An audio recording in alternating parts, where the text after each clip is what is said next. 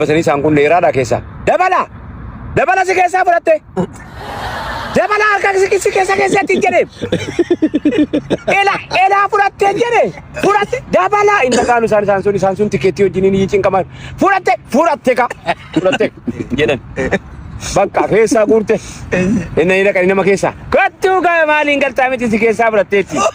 Kottuu fuutee kaatee tuullaaluu fuute miti. Kottuun jedheem jedhanii fudhatanii bakka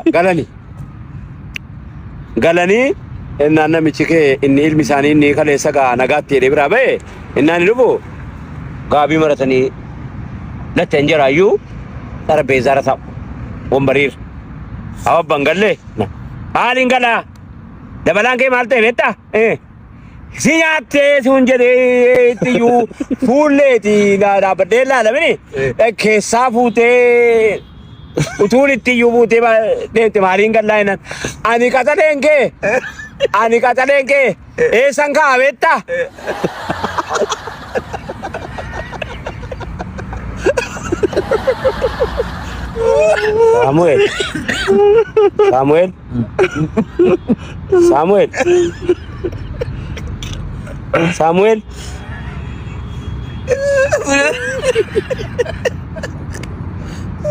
Samuel Ayo rumahku. Asika Samuel tahu udah dirut.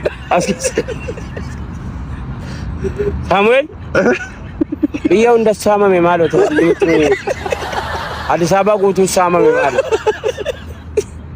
namni nagame ada sabah gutu sama me malo televisi itu nuimi Tumine, ibili nyata sinta isi kongko sinta isi bidina na sharur katte bedefat.